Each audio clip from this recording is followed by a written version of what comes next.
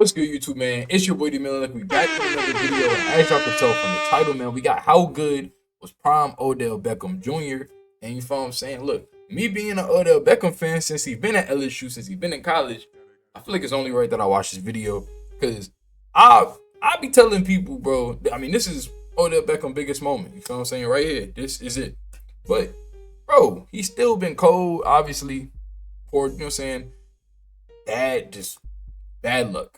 From bad luck, but when it comes down to production and numbers, Beckham that guy. But let's get into this video. Let's see what he got. Make sure y'all do leave a like on the video if y'all do like the video. Subscribe to the channel if you're new. Turn on post notifications. Because look, shout out Blitz, another banger. Superstar in the NFL. His highlight reel plays and magnetic personality skyrocketed him to becoming one of the most famous players in NFL history. In his prime, he wasn't just on track to be one of the greatest wide receivers ever. It's sad though, because he really was like, but to really he should be legacy, we have to go back to conversations. Because before he ever made it to the NFL, Beckham was already a Louisiana legend. Born in New Orleans, OBJ attended Isidore Newman High School, where he was a three-sport It was crazy. athlete, I know mad people that came from that school. He played 4 different positions, but it was clear after 19 touchdown catches as a senior that wide receiver was where he was best. And despite having offers from many top programs, everyone knew where OBJ was going. He was going where his dad played running back, where his mom was a track star, and where his godfather Shaq dominated on the hardwood. Oh, I didn't know Shaq was a godfather. OBJ spent 3 years in Baton Rouge, where he got better every season, culminating in a 1,152-yard, 8-touchdown junior campaign. It was the kind of season NFL scouts couldn't ignore. His elite hands and playmaking ability after the catch was a nightmare for opposing defenses. He was a threat to take it the distance every play. So it was no surprise that Beckham didn't have to wait long to hear his name called on draft night, as the New York Giants selected him 12th overall. With the 12th pick in the 2014 NFL Draft, the New York Giants select Odell Beckham. That being said, Beckham's NFL career didn't exactly start the way he wanted. Giants fans had to wait to see their new star rookie, with OBJ missing the first 4 games of the 2014 season due to injury. Expectations were already high for Beckham, but his delayed debut only increased the pressure to perform. Looking back, it only makes what he did that first year even more impressive. In just 12 games, Beckham caught 91 passes for 1,305 receiving his rookie seasons, his first season couple seasons in the league was tough. This man, after missing 4 games, still put up 1,300 yards. That's better than some receivers 16. Like, come on, bro. Like, Beckham is really one of them niggas. Like, I don't care. OBJ was named the NFL's Offensive Rookie of the Year, and it's a little different than a D-Rose situation because if Beckham played all 16 games and produced at the same rate, he would have ended with 1,740 receiving yards and 16 touchdowns. That's not just the elite; those are history-making numbers. And while OBJ's numbers alone were insane, the way he was getting them is what launched him into superstar status. He made highlight plays every week, but there was one catch that shook the landscape of the league forever. In a Week 11 Monday night matchup with it's crazy. the We lost this game too. Beckham pulled down what could people, only be Cowboys described fans as one of the ever greatest don't let catches people of all time. forget At the start of the second quarter, Beckham defied the laws of physics with a 57-yard touchdown grab. Despite Cowboys corner Brandon Carr desperately pulling his jersey, Beckham somehow twisted his body while reaching for the ball with one hand. Come on. The freeze frame tells the story. Beckham is reaching so far backwards that it looks like he's going to break his back. To get to that point and then hold on into the end zone still doesn't make sense. That one was right there with anything I've ever seen, so that was pretty impressive. NBC analyst Chris Collinsworth referred to the move catch of all time. You have to be kidding me. That is impossible. And the NFL quickly crowned it as the catch of the year, before later naming it as the 16th greatest play in NFL history. Next thing you know, OBJ is a viral superstar. When I woke up and for the next following week, I just watched my entire life. You went from being a regular good receiver, cool, you got your little highlights, your little head taps, your little ankle breakers, but you went from that to now you are the premier. You must see television every week now. You feel me? Now, what's the next catch Odell Beckham gonna do? Faces of the league as just a rookie. Kids were now dyeing their hair blonde, and instead of mossing one another, all anyone wanted to do was make one-handed catches. You don't have the parents. Nah, I can't see, and that's what I mean about the Steph Curry effect. I was talking about that in the Caitlin Clark video, and somebody was like, "Oh, female Steph Curry." Now I was like, hold on the female Steph Curry, because I ain't see a movement of WNBA players or even women's basketball players, period, start to pull from deep. I haven't seen a movement yet. Curry, you can see a movement for real, with Curry. OBJ, you can see a movement. He had a Curry-like effect on the game of football. Yes, a one-handed catch has always been a thing, but the frequency now, like you see way more highlight reel, fire-ass one-hand catches now.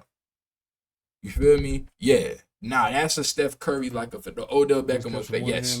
That shit does exist. Because you can see it. 2 hands first. But yeah, you got to catch with 2 hands. But changed my life forever. It is a moment that happened, and it was a good moment for me. At least for that moment, the bright lights of the Big Apple suited Beckham perfectly. Stupid. Give me that. However, a new challenge awaited as he headed because he into still the got second good season. hands too. See, in 2015, OBJ had to back up the hype. Playing at a place like New York comes with more attention and expectation. All eyes were on Beckham, and that's exactly how he wanted it, because he was ready to put on a show. Over the course of his second season, OBJ went for 100 receiving yards or more in 8 different games, averaging 15.1 yards per catch. He bettered his rookie season yards total with a whopping 1,450 receiving yards. He also bested his touchdown mark from the previous season, scoring 13 times. Bro, he made Eli look like a god, but then again, you can say Eli made him look like a god, he was though. terrorizing almost every defense. They was tough, bro. Beckham didn't even play the full season, but in this case, it was an injury that made him miss time. He was always a passionate player, and that spilled over on the field sometimes, for better or worse. During the Giants' Week 15 loss to the Carolina Panthers, Josh Norman managed to get his head, and Beckham was flagged him and for Josh personal fouls Norman, 3 separate him and times Josh Norman before had being the suspended. battles of hell, boy. Him on Carolina, everywhere Josh Norman went, bro. That nigga Beckham, even when he played for Washington, we hated him. Like, bro, I like. One game by the NFL. Oh boy, Josh Norman. The other rising issue is that the Giants just flat out stunk. New York had gone 6-10 in that's what I mean. Like, we were just despite ass. having one of the most electrifying players in the game. That don't mean Something nothing. The rest of the which team is why shit. New York fired 2-time Super Bowl Our winning DBs, coach Stegan, Tom Cook, Coughlin and tabbed Ben McAdoo as his replacement. And initially in Coaching's 2016, ass. it seemed like the perfect move. Beckham played his first full season that year, starting all 16 games and putting up another top-tier campaign. Beckham set a career best in receiver in receptions the with league in 101 2016. catches, That's when he was going the for Madden cover. 1,367 receiving yards. He was the and best 10 receiver in the touchdowns league, bro. process. I don't care. And He the in, stats I don't don't do care. justice for He just how in good at some of the OBJ greatest was. receivers of Carried all the time Giants I ever offense seen. that I don't season, care, bro. like in week 6. Because you've against the seen the Ravens, when he had potential. There's a difference 222 between somebody that we yards and never 2 touchdowns, seen. including a game-winning But, bro, slant he we took to the watched him, house. bro. Or Look in at week this 14, shit. against the division-leading Cowboys, where he took another slant over 60 yards for the win. His home run hitter Man, taking ability slants was to the on full crib. display I'm that like, you season. feel It me? seemed Like, every game come it was on, just bro. a matter of time before Just give he him the broke ball, he off gonna make a another play. massive play. And even better, the Giants were winning. And it was crazy. What's crazy? I think if a team gave him a real shot to be a #1 option, I think he'd still do it, bro. I mean, I don't know about now, but I really feel like maybe like right after he got back healthy after the Rams, when he signed with the Ravens. I feel like that Ravens year, he could have been so much better than, because, bro, when he did get the ball, bro, he was making some very big plays for the Ravens. I don't care. You feel me? I feel like maybe not even a #1 spot. He definitely not a #1 receiver no more. I'm not delusional. I'm not gonna say that. But you give him like a solid #2 spot, bro. Like, he getting 6+ catches a game. I promise you, he gonna make them 6 catches big. They're gonna be a big 6 catches. You feel what I'm saying? Give you a little 60, 70 yards, 6 catches. Oh, he could do that still, bro. I think he still could. In the playoffs, under the brightest lights is when he Just gotta, played his best. like, cause that's really what he was better place to gonna shine do in the in postseason. the But leading up Rams. to their wild card matchup with the Packers, Beckham and the Giants were in the news for a completely different reason. OBJ fucking and Miami the rest of shit, the Giants bro. receiving core flew down Bro, to we flew to, bro, I will never forget this shit, bro. We flew. Niggas was on the boat. Niggas was turning up. I remember this shit, bro. And I was like, bro, Beckham, what the hell are we doing? And what did we do? We proceeded to get spanked by A-Rod. And then the following week was the Des Bryant catch. But, bro, we proceeded to get, bro, Beckham dropping passes. It was too cold, I guess, for niggas, because we went to, they came from a hot Miami to now they in Green Bay. Niggas' hands, they was dropping. Bro, I'll never forget this shit, bro. Because he gonna talk about it. Let's see what he got to say. Eve a week prior to their I postseason never game. forget And while this, there, bro. they went on a boat trip. which produced will an never infamous forget this photo. NFL fans and media hounded the Giants, primarily We got Beckham, since he spanked. was the face of the team, saying they weren't focused and they shouldn't be partying the week of a playoff game, which created a huge distraction for the team. Beating the Packers in the NFC wildcard round was the only way to fix the problem, but that didn't happen. Beckham's first ever playoff game was a complete dud. OBJ dropped several passes despite being targeted 11 times. By the final whistle, Green Bay won 38-13, and New York's star receiver had just 4 catches for 20. Dog, he literally, I ain't gonna lie, that right there, that was the one moment I can honestly say in Beckham career that pissed me off. That real deal made me mad because I think we had enough to beat Green Bay, bro. We damn sure had enough to beat Green Bay, and I think we had enough to beat Dallas too, bro. I'm gonna be honest. That year, I think we had enough, bro. We just had to stay focused, bro. Like, yeah, Beckham sold that game. I remember that shit, bro. That nigga was dropping dimes, like, bro. Eli, like, that's what I mean by Eli being solid. Like, Eli decent, bro. Eli was putting it right there for him. He just was dropping. Like, y'all seen the clips? He was dropping dots. And then since then, naturally, the roasting only intensified. He wasn't Even the same. Joe Buck spoke on the issue during the broadcast. Fair or not, when you do that, you're going to put a spotlight and a target. like, I don't right know on why your they back went to and say, Miami "Look at and then me." they got the Now, ass when the team whooped. Like, needs what was the point of he's that? got to step up. Beckham was a wreck. While he's best known for his confidence on the field, the loss clearly got to him as he was seen crying after the game. It's unfortunate. That's just the way this world is, and there's just no way you could connect something that happened 7 days ago to this game. Years later, OBJ would call the photo and embarrassing performance the biggest regret of his career. And my biggest regret about all that is that that incident allowed that to happen. Not that I went and had a good time on New Year's, is that I put myself in a situation where this story could be used to create a distraction from what's really going on. Beckham had reached a new low in his career, and unfortunately That's for when he him, left. the rest of the year would only pile on the misery. OBJ needed to rebound from the embarrassment. But of yeah, the we got Packers' Saquon loss. the His following name year. generated clicks, so seemingly every Not- fan not and media following member year, I had think 2 years something to after say that. about him. Not to mention, he was entering a contract year. Millions of dollars and the respect of the NFL was on the line. Beckham started the season injured, disrupting his campaign right away. After missing Week 1, OBJ seemed to be back at his best in Week 3, after racking up 79 yards and 2 touchdowns against the Eagles. But after another 97 yards and a score against the Chargers in Week 5, disaster hit. Beckham went down in obvious pain, reaching for his left ankle. After an update from the Giants' team doctors, it turned out he had suffered an ankle fracture. Beckham's season Unlucky, was over. and this In the what mean. may have This been what I the mean. most important season of This his what I career. mean about Beckham getting unlucky. Like, yeah, self-inflicted wounds with the Miami shit. So yeah, that was an L. Like, I'll wholeheartedly take that one to the chin. But then it's like, bro, just unlucky injuries. Like, damn.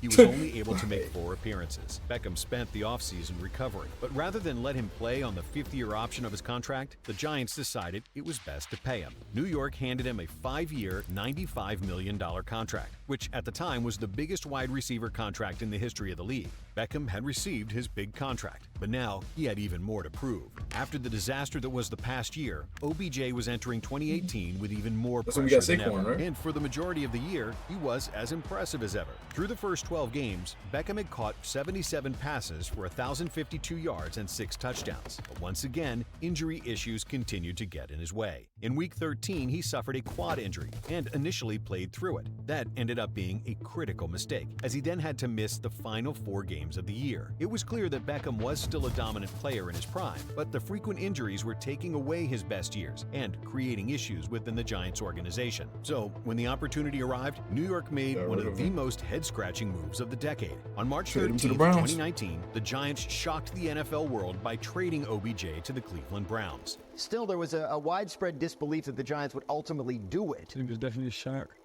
I think I've come to grips with everything and process. And I was everything, cool with this but too. I'm very thankful Me for what I personally, received. now my It's- problem with OBJ and the Browns was that he wasn't the number 1, and I always, even when they was at LSU, he's always been better than Jarvis. So now I get the whole decoy thing. Yeah, use Beckham as a decoy, whatever. But I didn't like that he wasn't the number 1, like the certified bona fide number 1 in Cleveland. And that Almost unheard of obviously to is the reason trade why a he player left, but less than a year after handing him a record-breaking that shit is contract. crazy that But we signed him Cleveland to was a willing to 5-year give deal up and a then got rid haul of him for the the year receiver. after. That shit The crazy. Browns traded their starting safety, Jabril Peppers, their starting guard, Kevin Zeitler, as well as their 1st and 3rd round Traded him picks to, in that Houston, year's huh? draft. To After the Deshaun- move, to one Deshaun, thing was right? certain. Beckham was Go not trade him. happy. In fact, Yeah. OBJ later described the move as the Giants trying to kill his career. Like, feel like the Giants sent me off. I've said it before, sent me off to Cleveland to die. You know, I could have went to the 49ers. I could have went to the Patriots. I could have went to teams that had, you know, a chance to be great, and that's not what their desire was. But in Cleveland, Beckham had new motivation. But Brody, you had now I'm looking at it from an organizational standpoint.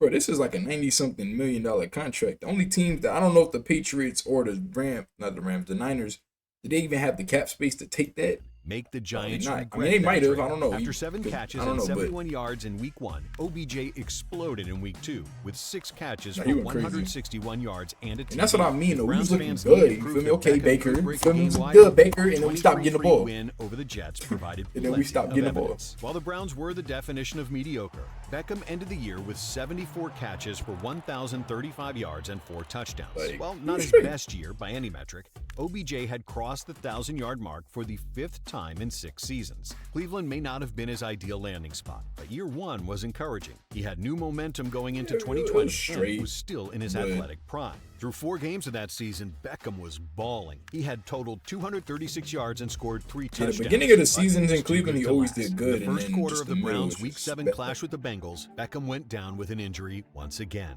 Cleveland later announced that OBJ had suffered an ACL tear and would miss the remainder of the season. Beckham had come back from injuries before, but ACL tears can forever damage a player's mobility. There was no certainty that Beckham would be the same player coming out the other side of physical rehab. And while his injury was a major problem, the bigger issue was the deteriorating relationship between Beckham and the Browns. Beckham did recover and was able to hit the field by Week 3 of the 2021 season, but the tension was clear. It got so bad that Beckham's father publicly criticized Cleveland and starting QB Baker Mayfield for how they were utilizing his son's talents. And that's what I mean. That's when I didn't like the Browns, bro, because after Beckham tore his ACL, he came back. It was like they just forgot about the nigga. He was like, now Jarvis been the number 1 for so long. I mean, he was the number 1 before he got, y'all know what I mean? Like, he was the number 1 when Beckham was gone, bona fide. Beckham come back expecting to be what he was when he left, and, well, shit's changed. So it's like, I see where Beckham father and them was coming from, but at the same time, it's like I also see like social media. They kind of moved on without him. You feel me? Stay away from practice for a couple of days. Shortly after, Cleveland released Beckham. There was no chance of trade due to the trade deadline having already passed. So the only way to end the relationship was to cut him. For the first time in his career, OBJ was a free agent. That's where the Los Angeles Rams come in. The Rams had built a Super Bowl caliber roster, but needed another weapon for QB Matt Stafford. Like a mercenary, OBJ was signed to an incentive-heavy contract with the goal of winning a championship. In 7 regular season appearances, Beckham caught 27 passes for 305 yards and 5 touchdowns. He wasn't producing at his previously elite rate, but he was scoring, and the Rams were winning. After Los Angeles finished with a 12-5 record, Beckham was back in the playoffs for just the 2nd time in his career. This time, he made it count. Over the Rams' 4 playoff games, Beckham was a huge factor, with 21 catches for 288 yards and 2 touchdowns. Los Angeles made a run through the NFC, eventually setting up a Super Bowl 56 clash with the Bengals. Beckham opened the scoring with a 17-yard touchdown and was creating all kinds of problems. And he hit the Michael Jackson. I'll never forget. They hit the Michael Jackson. That's when he fucking hurt himself, bro. Defense. In the biggest game of his career, he was showing out. But once again, his body let him down. Beckham suffered another ACL tear in the 2nd quarter of the game. He was on pace to win the Super Bowl MVP. It was as brutal as injury timing gets. Fortunately for OBJ, the Rams held on for a 23-20 win. He was a Super Bowl champ, but the cost of a ring was his own body. Following the Super Bowl win, Beckham took a year off to recover, then joined the Ravens for the 2023 season. While he was still a valuable contributor, it was clear that he was far removed from his days as an elite receiver. But we'll never forget the one-handed snags, the slants taken for touchdowns, and the many touchdown dances that inspired a generation. For more of the best NFL content on YouTube, stick with Blitz. That's and check out some of our other videos. That's crazy because for as good as Beckham's career has been, bro, it could have been so much better, though. That's the crazy thing. Like, I got a personal love for the guy because I really do fuck with OBJ, but like on like a real like objective standpoint, bro, like he really could have been like that shit crazy. But anyways, y'all, that's all for this video, man. Comment down below. Let me know y'all thoughts, and I'm gonna holler at you on the next video, man.